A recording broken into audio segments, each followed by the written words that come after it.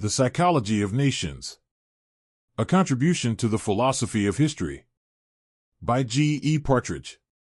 Chapter 1. Origins and Biological Considerations.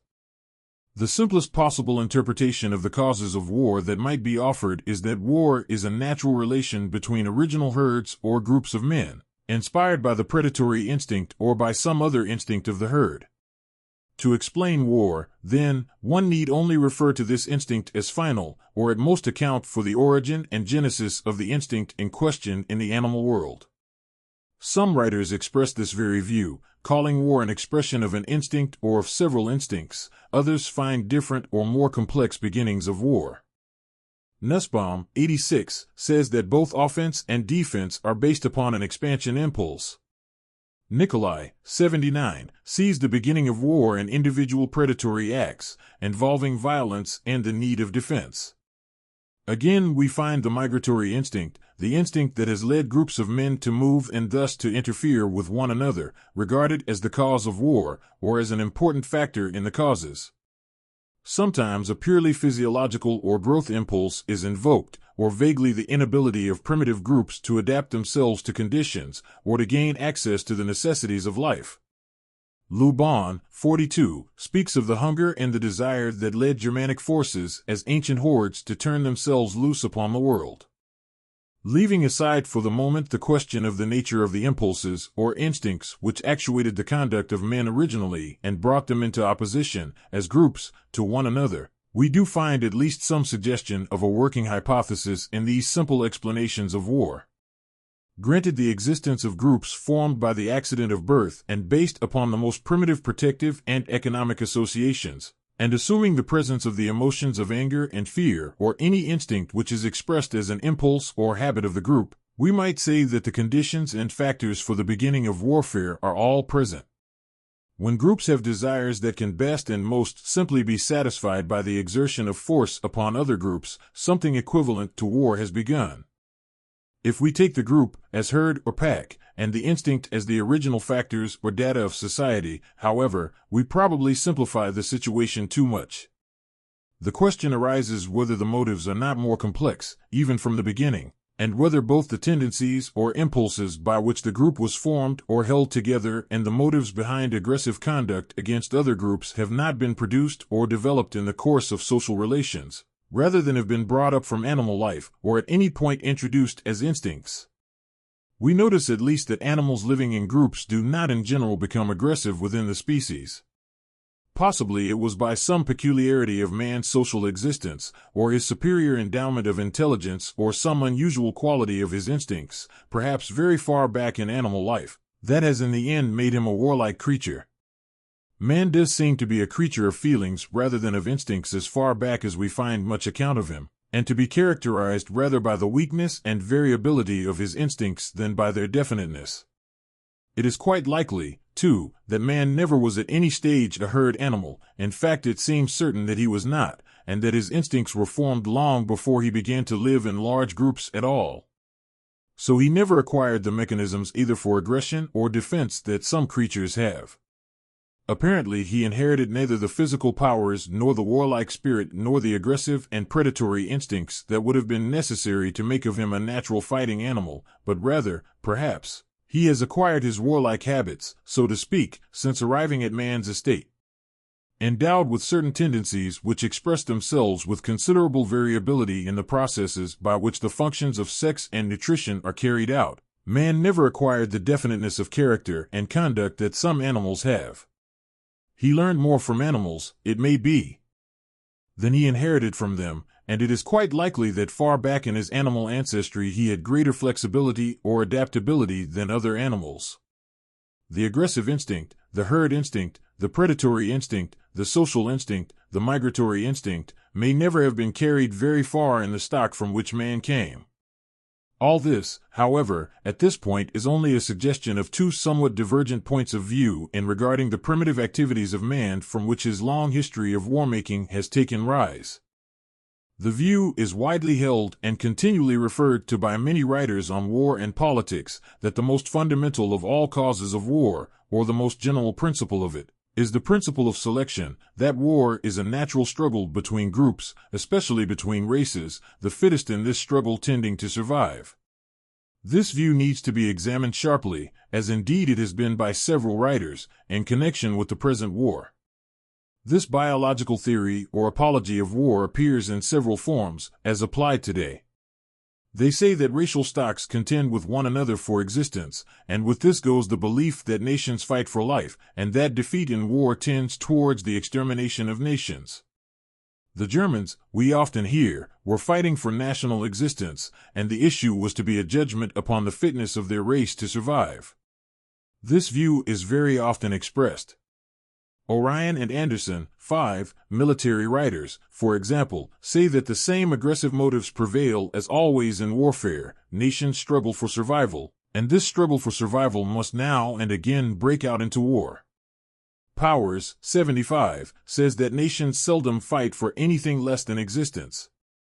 Again, 15, we read that conflicts have their roots in history, in the lives of peoples, and the sounder and better emerge as victors.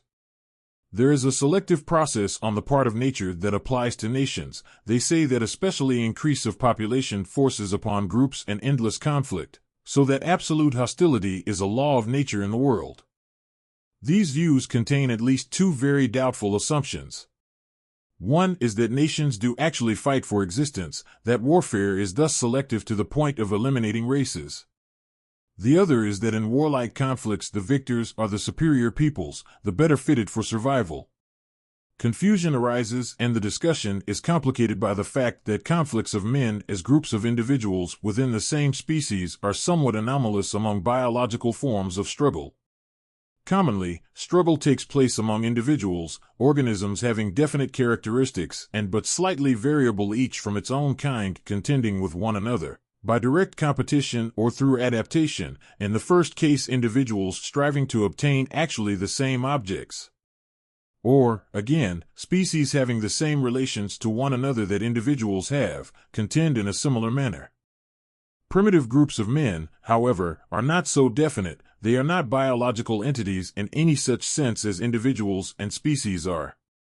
They are not definitely brought into conflict with one another, in general, as contending for the same objects, and it is difficult to see how, in the beginning, at least, economic pressure has been a factor at all in their relations. Whatever may have been the motive that for the most part was at work in primitive warfare, it is not at all evident that superior groups had any survival value. The groups that contended with one another presumably differed most conspicuously in the size of the group, and this was determined largely by chance conditions. Other differences must have been quite subordinate to this, and have had little selective value. The conclusion is that the struggle of these groups with one another is not essentially a biological phenomenon. The fact is that peace rather than war, taking the history of the human race as a whole, is the condition in which selection of the fittest is most active, for it is the power of adaptation to the conditions of stable life, which are fairly uniform for different groups over wide areas, that tests vitality and survival values, so far as these values are biological.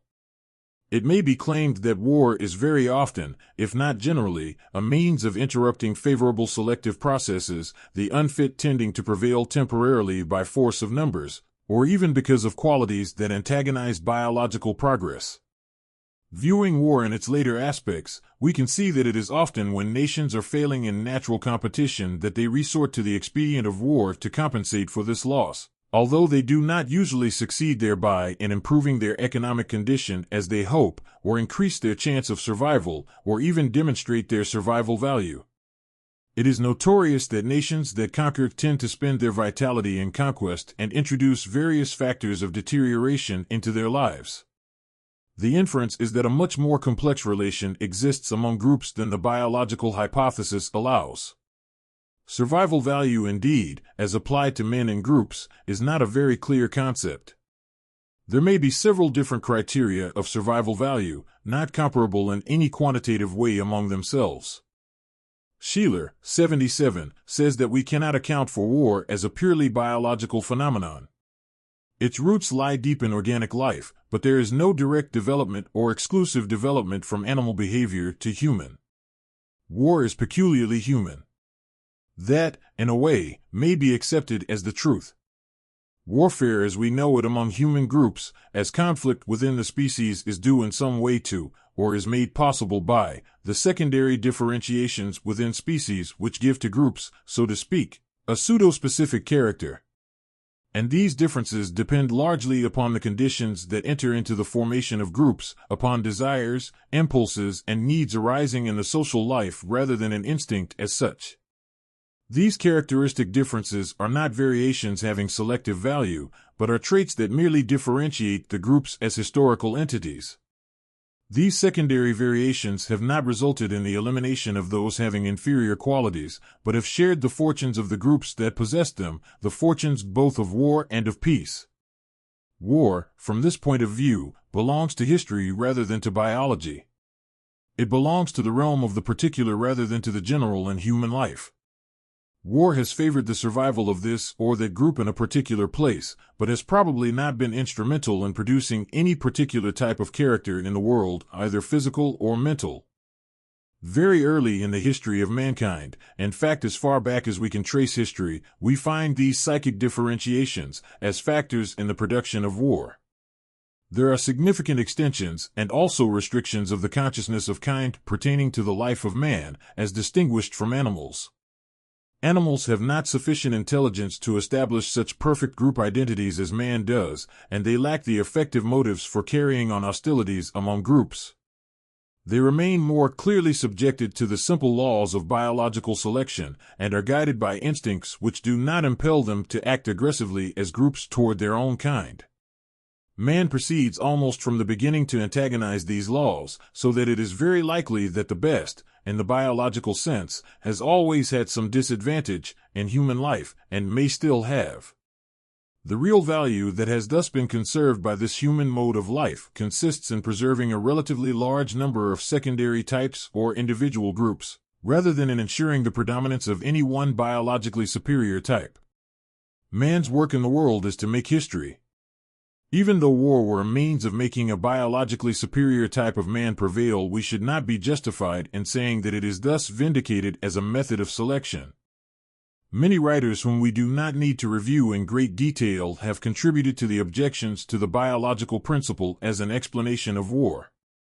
Trotter, 82, examines the doctrine that war is a biological necessity, and says that there is no parallel in biology for progress being accomplished as a result of a racial impoverishment so extreme as is caused by war, that among gregarious animals other than man direct conflict between major groups such as can lead to the suppression of the less powerful is an inconspicuous phenomenon, and that there is very little fighting within species, for species have usually been too busy fighting there. External enemies. Mitchell, 10, says that war is not an aspect of the natural struggle for existence among individuals, that there is nothing in Darwinism that explains or justifies wars, that the argument from race is worthless since there are no pure races. McCabe, 76, maintains that war is not a struggle between inferior and superior national types. Died, 20, also discusses the question of differences of race as causes of war, and the use that has been made of this dogma. Chapman, 39, says that no race question is involved in the present war as has been supposed. There is no conflict of economic forces, no nations compelled to seek expansion. Precisely how warfare originated, assuming that it arose in one way, we shall probably never know, since we cannot now reconstruct the actual history of man. We think of men as living at first in groups containing a few individuals, and presumably for a long time these small and isolated groups of men prevailed as the type of human society. We can already detect the elements of conflict in these groups, but whether warfare in the sense of deadly conflict originated there we cannot know, or whether it was only in the experience of men as large migrating hordes which had been formed by the amalgamation of smaller groups under the influence of hunger or climatic change, that warfare in any real sense came into the world. We do not know to what extent the small groups of men we find in conditions of savagery now represent primitive conditions. Fortunately, however, some of these problems of origin are of but little practical importance and their interest is chiefly antiquarian or historical. The assumption that in the behavior of original groups of men war arose as a natural result of the life of the group seems to be an allowable hypothesis. Whether warlike conduct came by some modification of the habits brought up from animal life as instinctive reactions, or whether man invented warfare from some strong motive peculiar to human life, and produced it intelligently, so to speak, under stress of circumstances may have to remain an open question so far as conclusive evidence is concerned. What we lack is a knowledge of the type and form of the instincts of man in his first stages, and the degree and kind of intelligence he had. But the reconstructed pre-human history of man so far as we can make it seems to show, as we have already suggested, that early man could have had no definite herd instincts or pack instincts such as some of the animals have, that his habits were plastic and guided by intelligence rather than by impulse. His social life, his predaceous habits, the habit of killing large game, his warfare must have been a gradual acquisition, and from the beginning have been very different as regards motive and development from animal behavior, which judged externally may seem to be like it in character and to have the same ends. There are already inherent in any group of human individuals that fits into such knowledge of man past and present as we have, all the necessary motives of warfare in some form. There are the reactions of anger made to any threat or injury, fear, the predaceous impulse and habit, originating in hunger, the motives arising in sexual rivalry. These motives are the source of behavior toward both members of the group and outsiders. There is no absolute distinction between these objects. It is of the nature of man to be both aggressive and social. One instinct or motive did not come from the other, since there are emotions and desires at every stage that tend, some of them to unite and some to disrupt, the group. The sense of difference of kind and the fear of the strange on the one hand, and the effect of propinquity and practical necessity in the conduct in regard to the familiar on the other make the reactions different in degree in the two spheres, but not different in kind. There is no aggressive instinct or war motive that is directed exclusively toward the outsider. Certain tendencies toward violence and strife, modified and controlled within the group, become unrestrained when directed toward the stranger. Among these motives are those of sexual rivalry, fear, anger, desire, and the play motive as an expression of any instinctive habits of aggression that may have been phyletically established.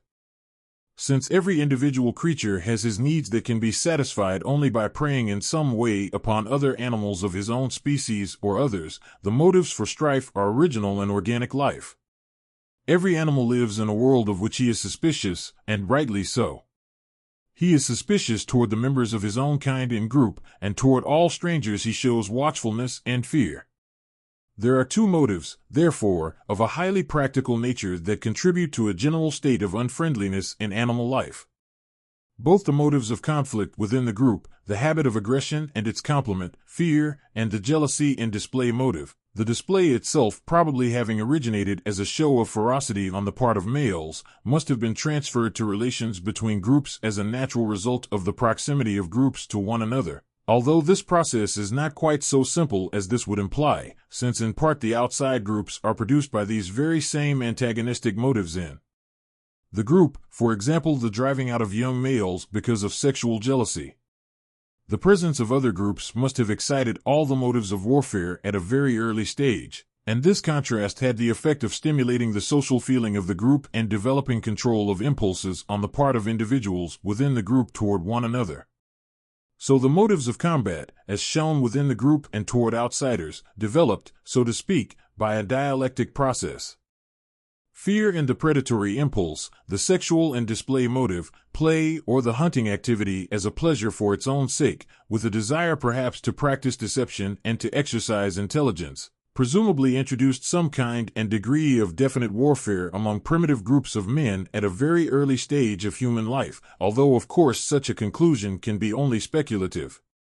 Increasing intelligence, the power of discriminating and of reacting to secondary likenesses and differences, and especially the recognition of the nature of death, and the advantages of killing rather than merely overcoming an enemy, the discovery of the use of weapons, introduced warfare into the world. Warfare is, then, not simply the negation of some original principle of mutual aid, nor yet an expression of instinctive aggressiveness or cruelty, but it is a product of original endowment, of conditions of life, and of intelligence altogether. It is practical, but at no stage can it be said to be wholly practical. Changes must have taken place in warfare as in other social reactions as men passed through a number of stages from primitive wandering or a relatively unstable life to a stable life, but the motives of conflict cannot have been added to in any essential way. Through all the course of history, all the motives that originally made individuals of a group or the groups as wholes antagonistic have remained, although the mental processes have become generalized, fused, and transformed. If Gumplewicz is right, we can still detect in any great society today all the primitive individual and group animosities, tempered down and held in check by laws and customs, but still existent and by no means overcome and made innocuous. These motives of warfare might best be traced out in four more or less definite principles of conduct, or four purposes of war that appear throughout primitive life. These are 1. Thievery, including wife capture; 2. The fear motive; 3. Cannibalism; 4. The display motive, with the desire to intimidate and to display power, more or less closely associated with the play motive, the love of hunting, gaming, and the dramatic motive. Cannibalism, of course, is a special expression of the predatory motive in general, or it is mainly that. Cannibalism was certainly established early in primitive life, at least early enough to antedate all religion, and although its origin and history are shrouded in mystery, the motive was quite certainly practical. Evidently it was widespread if not universal.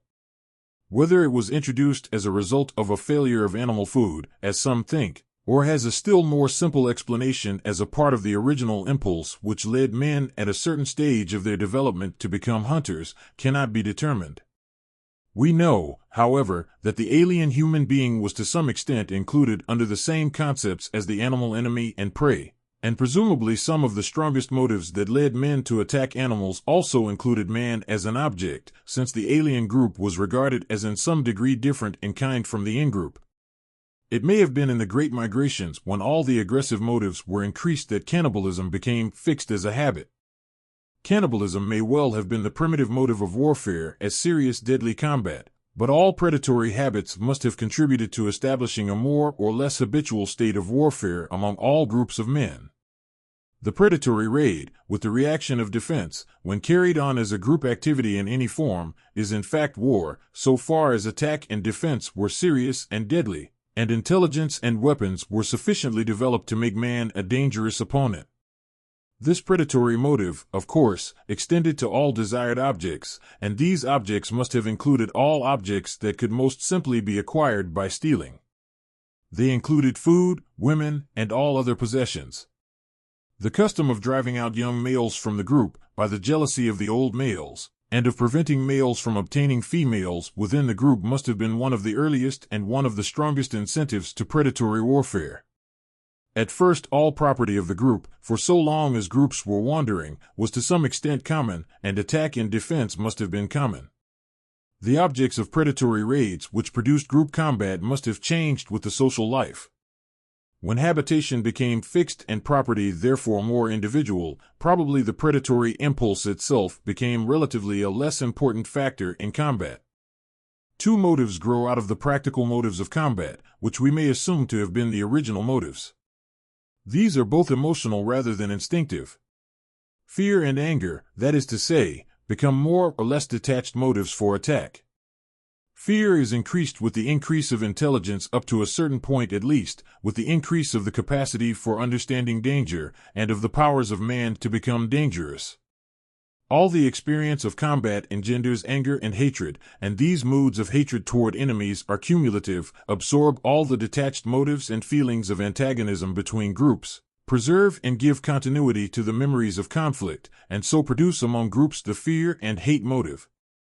The feeling of fear arouses the motive of aggression, and the feeling of anger, and these in turn generate more fear, until both the moods of anger and fear and a perpetual state of animosity and warfare are induced among contending groups. Thus out of primitive motives of combat the feud as a more generalized and psychical antagonism is produced, and these states are possible because of the powers of generalization in man which extend to the emotions and make possible the formation of deep moods. In another direction, also, the practical motives tend to be superseded by more abstract and more subjective motives. both in the fear and anger reactions and in the motive that originates in the sexual impulse, display of males, and combat with reference to females, consciousness of prowess for its own sake, and the display of it in order to intimidate the enemy, arise. Into this motive of war there enter all the antagonisms that come from self-consciousness, the whole force of the diathesis of developing sexuality, with its jealousy and cruelty, and tendencies to perversion. The force of this motive of prowess must at some period of development have become very great. It extends out into a love of combat for its own sake, reinforces other motives, and issues in the more abstract motives of honor and power that we see playing such a great part in modern warfare. These primitive motives of war are not merely numerous. They fuse, reinforce one another, and almost from the beginning, we must suppose, create complex states of consciousness and form moods. War very early, we say, must contain all the motives that ever enter into it. The predatory impulse, the love of deception, of conquest, the love of combat for its own sake, the hunting impulse, the motive of power, of fear and anger, the impulse of display and the more primitive sexual motives, the motives of courage and jealousy, even a beginning of the aesthetic motive, are all there. They become the warlike mood or produce war, in the sense in which we now understand it, only when the intelligence gives to the relations between groups definite intentions and directions, and out of the many impulses that lead to combat, a distinctive motive and mood are derived. So we may say with all certainty that the making of war is not a mere perpetuation of some alleged instinct of murder, surreptitiously retained by man in his rise from an animal state, but it is quite as much a product of his whole social nature. It becomes established as life grows more complex, as specific desires increase in number. Man is not, as thus seen in these genetic views of him, a self-tamed animal. He has not arrived at a precarious and unstable social condition out of a primitive individualism which is the essence of his warlike nature. On the other hand, he has not degenerated from some ideal pacific state. Ages ago he was already divinely human, and possessed those capacities both for cooperation and antagonism out of which war is created. Thanks for listening, and please don't forget to hit the like and subscribe buttons and also click the small bell icon to receive a notification every time a new free audiobook has arrived. Thanks again.